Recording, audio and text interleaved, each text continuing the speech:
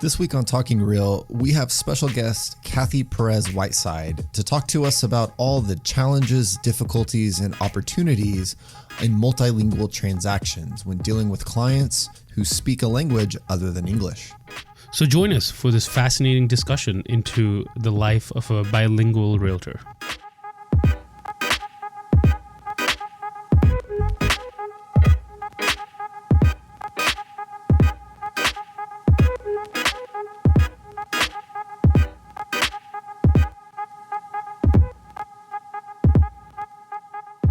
Welcome back to Talking Real, brought to you by the Oklahoma Association of Realtors. This is episode 141 of Talking Real. Back for just another traditional episode of Talking Real. Traditional episode. We have finished up recently our annual conference, which was, like everything, a pivot to virtual. Whenever someone says pivot, I imagine the Friends scene of the friends moving the couch and Ross being like, pivot? Pivot. Always count on Nabil for a good Friends reference. Yeah. So yeah, we appreciate everybody that joined us for the 2020 annual conference breakthrough that we had last week. I thought it was great. I was very pleased with how it went. You know, it's tough to somewhat last minute when we're used to having big in-person events to figure out how can we do this online in a way that makes sense and is valuable and is engaging, enjoyable. Yeah. I think it went really well. I'm biased, but I think it went really well. I mean, I think so too. And we were watching the comments come in and people engaging online, and all of that stuff was very favorable. So, you know, I think everyone enjoyed it, and we pulled it off. So hats off to the staff, the conference committee, the leadership team, everyone. Absolutely. It's a whole all hands on deck to make it happen. Yeah. So again, thank you for joining us. If you didn't have a chance to catch our session that we did, a live Talking Real, we had a panel with 4 people on it. So 4 guests at one time on a live Talking Real that we recorded, talking about the future of real estate and what that's going to look like and some predictions and speculation on that.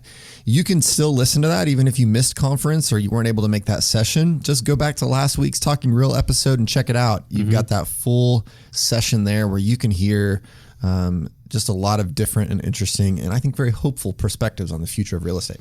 Yeah, we were joined by our CEO, Jessica Hickok, Jennifer Arsenault with Keller Williams, Michelle Leader with Redfin, and Daryl Baskin with eXp Realty. And they all had some fantastic insight into what the future might hold. I mean, you know, I think the end result was no one really knows because no one really knows. But it was some good insight and predictions and trends that we're following. Absolutely. So go take a listen to that. Yeah, for sure. A lot of good thoughts on what realtors need to be doing to make sure they're staying relevant and valuable for their clients into the future. Yeah. And speaking of that, this week we're talking about, I think, a very interesting issue that I've wanted to talk about on the episode for years now, since we can say that. This is like when we first started talking about doing Talking Real, this was like an early thought on what I wanted to talk about on one episode, and we finally got around to doing it. So I'm excited. We've got Cathy Perez-Whiteside in here, and she's going to be talking about dealing with multilingual transactions. So she was one of the first realtors in the Enid, actually she was the first realtor in the Enid area who was a fluent speaker of Spanish, and how that has developed, her experiences, the hurdles, the complications. I just think this is a fantastic discussion about dealing with multilingual transactions, what that looks like, how realtors can help navigate those. And so I'm very excited to bring Cathy in to talk about all things multilingual transactions. So let's get right to it. Let's do it. Nabil, it's going to be a great day on Talking Real. We've got a special guest in the studio, and this is a topic that we've really wanted to cover for quite some time, and so we finally get the opportunity. We're joined today by Cathy Perez-Whiteside. Cathy, how are you today? Muy bien, Jeff y Nabil. Gracias por la invitación para estar con ustedes hoy. I see what you did there. Yes, and this is exactly what we wanted to talk about. We're going to be talking about multilingual transactions, and so Cathy is here to give us her experiences, because you've dealt with a variety of multilingual transactions. Some, obviously, you just spoke Spanish to us, but you even, before we started recording, mentioned that you've dealt with Vietnamese clients. And so you've experienced that, having to be the intermediary on maybe even languages you don't speak. So I'm excited about this. But first, Cathy, tell us a little bit about your background. How long have you been in real estate and where do you work? Well, it's real interesting. Real estate actually found me. In 2000, I received a phone call from a broker who was starting his real estate company. And he said he wanted to invite me to be a realtor in his company because there wasn't anybody in Enid that spoke Spanish. At that time, I was teaching English as a second language at Enid Public Schools. And my desire there with that position was to help non-English speaking children. Of course, my job was to help them learn English, but also is to help the parents to be better informed. And we have a large population of Hispanic families in our area. So that love and desire that I had for that type of work, it got my interest of wanting to be able to go into another area too, to be able to help people with something that people wanted to be homeowners. And although the process from beginning to end can be very complex for those who are English speaking, even more so for those who are not. So that's how I entered into the real estate business in 2000. So I've just completed my 20th year, and I'm with Century 21 in Enid. Nice. Congratulations on 20 years. And that's really cool how you could use your passion for helping others with a language barrier and translate that to real estate. So you went in consciously thinking about, I'm going to use my second language skills, helping people through their real estate transactions. Yes. And what's interesting to me now is that broker had a vision of what was upcoming. When you do research through the National Association of Realtors, you find a lot of information of projections of this type of need that we have for those who are non-English speaking. And NAR posted too that by 2050, the minority will be the majority. So when we're looking at our business to be able to not only grow in different aspects, but to serve actually a need, this is an area that we all should be, taking notice of. Yeah. We talk a lot about realtors and the Realtor Association serving their community. And in that respect, I mean, you mentioned that there weren't any Spanish-speaking realtors in the Enid area. And so that's an area that was just not being served at all. And so creating that service. And I'd be interested to hear, I guess, some of your early clients then that maybe were Spanish speakers, did they feel, or did you get the impression anyway, that they felt like they wanted to buy a house, they wanted to be homeowners, but they just couldn't because of that barrier? And then what was their reaction when they found you as somebody who said, okay, this person can help me? I mean, I'd be very interested in hearing just kind of how that felt, especially early on, being as a part of those transactions. Well, it's interesting because it's a reaction in the face. When I started our conversation and spoke Spanish, there was an immediate reaction, on your face because they're speaking the language. And so immediately there is a connection with the client. Then from there, as the process goes on, the better understanding. And I've always, with clients, I've wanted them to be informed with the buying process, what they were signing. Because when you look just at a basic contract and the details that are in there, you even have to come back and bring it down to a simple form, even in a second language. Mm-hmm. So for areas like that, it definitely gave those that were non-English speaking to feel more secure in what they were doing. We were going to make a big purchase. And so understanding the process definitely was an advantage for them. Yes. Yeah. Whenever I've experienced this, not being part of the conversation because I don't speak Spanish or anything else, but when I see that there's the reaction in the face, it's like a level of comfort that just sets in. Mm-hmm. Right. That's really cool to see. Yes. Did you find that once you became a realtor, I mean, did word spread that, hey, now there's a realtor, and so all of a sudden you just were flooded with people that were like, oh, this person can help me now? Did that happen? And that was something that the broker had mentioned. He said, he foresaw that this was going to happen. So with just a little bit of advertising, and then within the Hispanic community, yes, the word had gotten out. We had challenges on ones in the sense of the process of the financing aspect, and yet understanding where we needed to be, in a few months or things. That's where they came to understand what more was needed. For instance, learned really quickly down payment monies. Wasn't in the bank. It was at home. So take a lender, for instance, saying, no, that needs to be moved to the bank. And the uneasiness of the buyer thinking, what am I getting into? Because not a strong trust with the financial institutions. So where we would have to wait 60 days after a decision was made that it was okay to open an account, we may have lost time of losing a house that they really wanted for waiting for that money to seed there so we could use it for their down payment. So a little bit of challenges like that. Yeah, that was really, because one of my questions was going to be, aside from just the language barrier, right, which is the most obvious thing, that you've got people who speak different languages on different sides of a transaction, plus the contract is in one language, it's not in their native language, but were there other issues like maybe cultural differences and those kinds of things that you experience that are more than just a difficulty for people to communicate, but those kinds of things? Are there other things you experience? Because I would have not even thought about that maybe they tended to keep things in cash. And so that created certainly a financial problem with financing.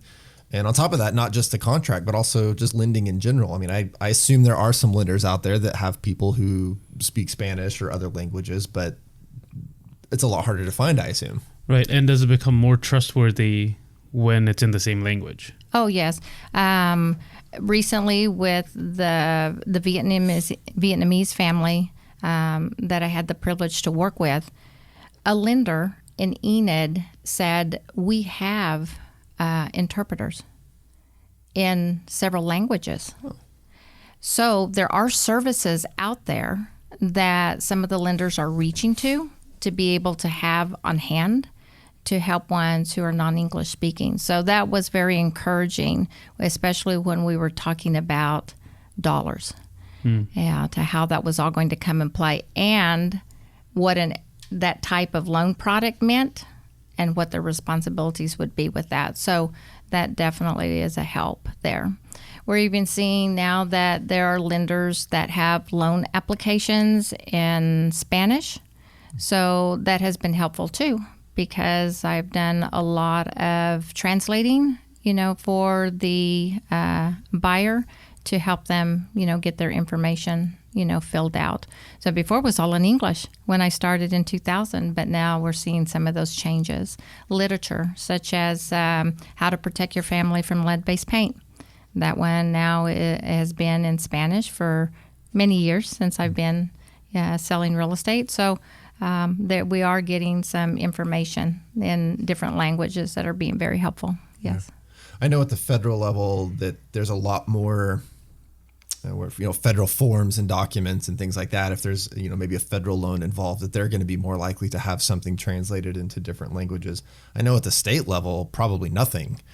Our state contracts, those kinds of things, I mean, they're not available in any other language but English, of course, to go through that process. So that's something we've talked about. Would that be a good resource that would be helpful to people if there was at least a version of it that they could look at and refer to that was maybe in Spanish or Vietnamese, because we do have a large Vietnamese population as well. So there's lots of those things that I think that we could look at to help better serve all these communities. And it's interesting in our training on our commitment to excellence. There was a section there regarding diversity, and the associations were directed to a document that is called the Diversity Toolkit. And in that toolkit, it gave encouragement to the associations as well as brokers to be excited about diversity. And what they did is that some of the associations, they did research on their areas. For instance, this here in Tennessee, Williamson County Association of Realtors. They have the largest factor in changing demographics of Middle Tennessee, which includes greater Nashville with immigrants. In there, with their immigrant population, significant Ukrainian population, the largest concentration of Kurdish nationals outside their homeland, the Hispanic population was the fastest growing, increasing by 400% between 1990 and 2000. So their association made a plan. They formulated a course. It was a 15-hour Spanish for real estate professionals that they started in 2003. From that time, there was a 15-hour course that would help them to introductory Spanish and also help them learn about the Hispanic culture.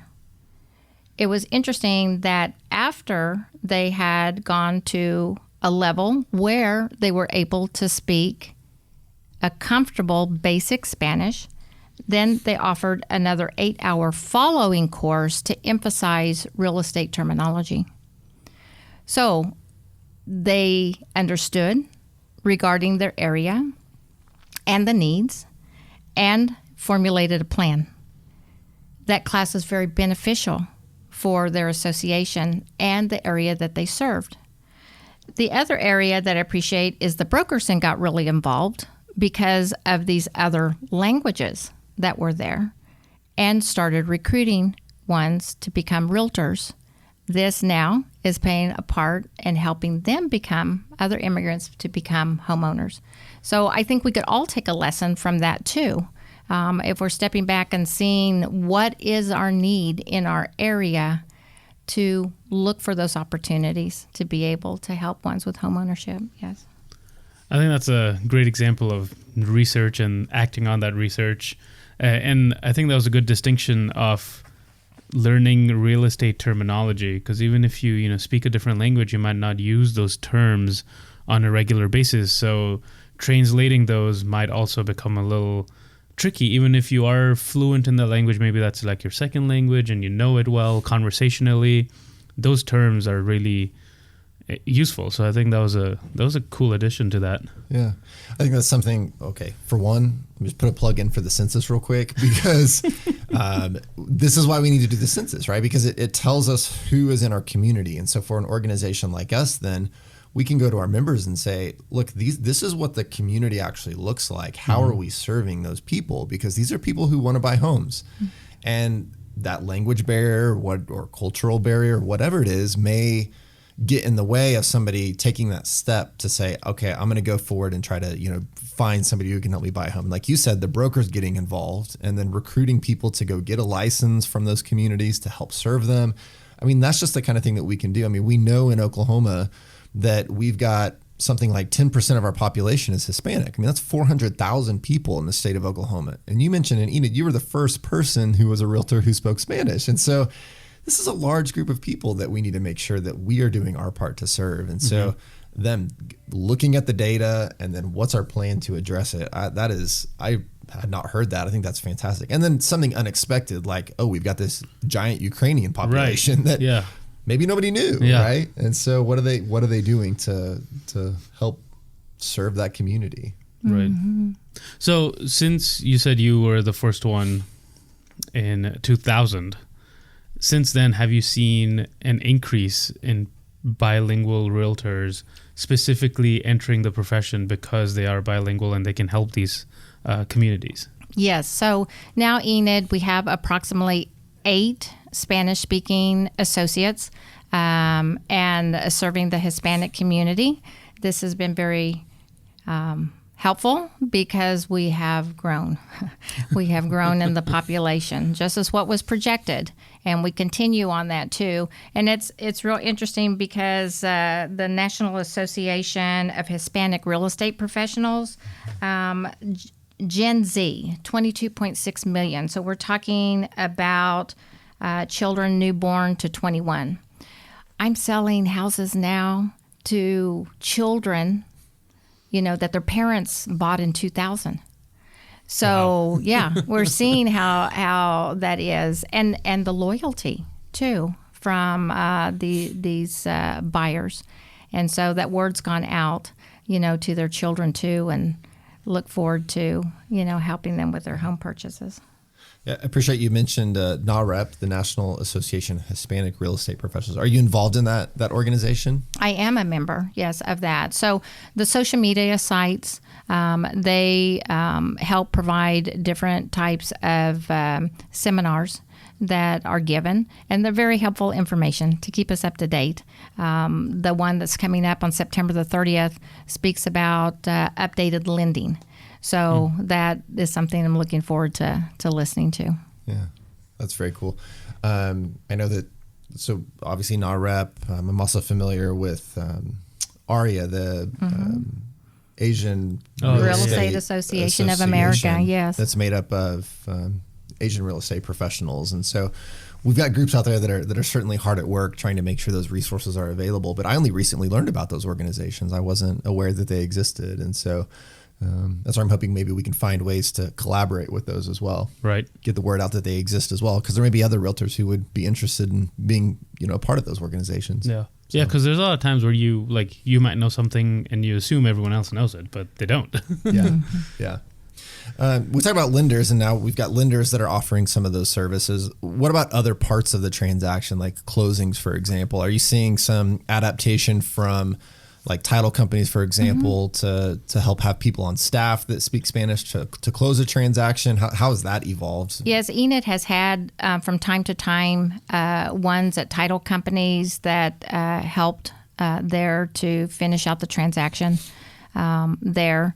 And but definitely those are areas too. If one is interested and speaks a second language, those are, lenders or title companies that would be very helpful. Yeah. It seems like if you're looking for a job and you are multilingual, there would be a lot of opportunities just around real estate that might be a good opportunity for people. For sure. So for realtors who don't necessarily speak another language and, haven't found a class that might teach them real estate terminology but there are a lot of cool tools that people can use. But for those that don't necessarily speak another language, but has a party or have clients on a regular basis that do, because we do in Oklahoma, what kind of advice would you give to them to best serve their clients? Well, to begin with, I'll tell you the story of my friend Frances. I like stories. She was a realtor, in our office. And I knew when she was speaking with someone who was non-English speaking, because the conversation kept getting louder and louder and louder there, and repetition of the same thing over and over. They can hear. It was just that she felt like she was just trying so hard. Do you understand? So that's something to remember right off the bat. Okay. So there are some, there's like 5 steps of etiquette that everybody needs to remember when we have a client who is non-English speaking. Number 1, we want to break down our speech, speak at a slower pace. We don't want to come off as condescending by speaking slowly, but we do want to be able to give a pace where it's not so alarming or overwhelming of all these words coming to you so quickly. Enunciation, we want to be clear so that they can understand what we're saying. Body language. It's interesting that I have assisted others to translate for them when they maybe had a doctor's visit or things like that. And the doctor is looking at me and they're asking me questions and I'm translating and the patient was never looked at. Mm-hmm. There's this, I wasn't the patient. I wanted to be the silent, person here and have that communication. So it's real important that when you speak with someone who is non-English speaking, that you do have eye contact with that individual so that they know that you're interested in them. Things, for instance, we don't want to stand there and cross our arms like we're being impatient or slouch back in our chair, like now what else, why aren't they understanding, etc. These convey messages on body languages. Point 4, we want to be culturally aware with different nationalities or different cultures. So you may enter a home that may be Asian background and shoes are off, there at the door. Unfortunately, now with the COVID, with the Hispanic community, of course, when we greet someone, it's always a handshake. And as you continue to build a relationship, it might be even a hug, but those are some of the things to be able to keep in mind, too. And then use appropriate vocabulary. Complex. We talked a little bit earlier about how complex a purchase contract is or the process of a transaction. We want to be able to use phrases or terms that are more simplified manner. And just be human. Be respectful. Use clear and be empathetic, to their situation. Can we really look and put ourselves in their situation? If so, then like Jamil was saying, feeling like you're on the outside there when others were speaking another language, keep those in consideration.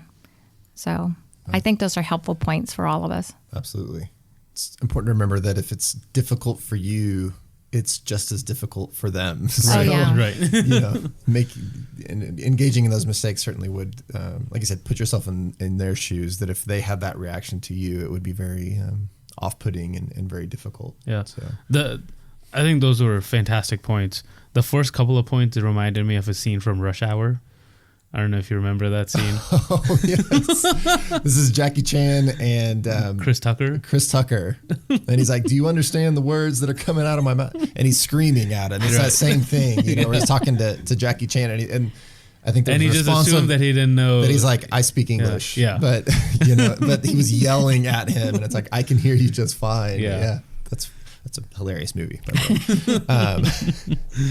Yeah, and I think that is a mistake. It's, well, if you don't understand what I'm saying, let me just talk louder, and that'll make you understand better. So, because that was the problem. Yeah, those are fantastic tips. And of course, my tip would be to look, if you've got somebody who speaks another language and you don't, find a realtor who does. Right? There's people like you out there that do. There are people who are, that speak Vietnamese or whatever. Find those people because they will understand. They'll understand the cultural issues better. They'll be able to speak the language. They'll just be able to help navigate that situation. So, as realtors, one of our code of ethics requirements is that we cooperate with other brokers and other realtors, particularly when it's in the best interest of your client. And that may be a situation that there are people out there who can help with that. So tap into the realtor community as well, I think. Mm-hmm. So, yeah. Well, Cathy, do you have any other parting thoughts of just advice or thoughts for people engaging in these kinds of multilingual transactions? Again, I think it's an interesting topic to discuss because it does come up, and it's best for people to be prepared when it does. Because again, we've got a large portion of our population that may not be native English speakers, and so don't be taken by surprise, regardless of which side of the transaction you're on. And so be prepared for that. But I'm curious if you had any other parting thoughts before we close out here. Sigue adelante. Adelante en aprendiendo diferente idioma o ayudando otros que no hablan inglés. So forward we go. We go forward. Try to learn another language or, help someone that doesn't speak English. So, yeah, we can do this. It'll be awesome. I think that's beautiful. Yeah. Thank you so much, Cathy. We appreciate it very much. This was very informative. I've learned a lot and just a lot to think about. So thank you so much for giving your time and coming down to join us. Gracias a ustedes. Thank you. I love Cathy's perspective and all the information that she brought to us on this. And I think the big thing that I took from it is if you know you're dealing with this, realtors are good at cooperating with each other. So get help. There are people out there who can help you navigate these kinds of transactions or refer somebody to, because this is a big group of people who realtors need to make sure they're serving. So I think I loved it, and I really appreciate Cathy giving us some time. Yeah, for sure. I mean, I had the same thought. I'm like, if you don't know something, everyone in the realtor family is so eager to help, and they'll be more than happy to help you through it. Because essentially everyone got in this to help people. So I think that was a great perspective, and getting that insight into being the first one and how that's grown into more people with that same goal in mind entering the industry. I think that it was great. Absolutely. So thanks again for joining us for another episode of Talking Real. We hope you'll join us next week. We'll have another exciting episode with more special guests. I hope you are loving all the special guests that we're bringing in. Send us some feedback. How do you think that's going? Again, we're really trying to bring in other people in the industry that have various expertise to be able to relay some of that information. So send us some feedback. You can email us at podcast@OKRealtors.com and let us know how you think that's going, or if you have any ideas for a special guest that we can bring on, hit us up there and let us know who that is. That's right. And if you haven't done so yet, hit that subscribe button so you know when that next episode is out. And leave us a rating if you feel so inclined. Hit those 5 stars. Write us a little review if you want to write a little bit more. And share this podcast with a friend. Absolutely. Especially, well, actually, all the episodes. I was going to pinpoint an episode. I was like, nah, just share all of them. They're all good. There you go. There you go. So thanks again for joining us. And until next time, we'll see you next Tuesday on Talking Real.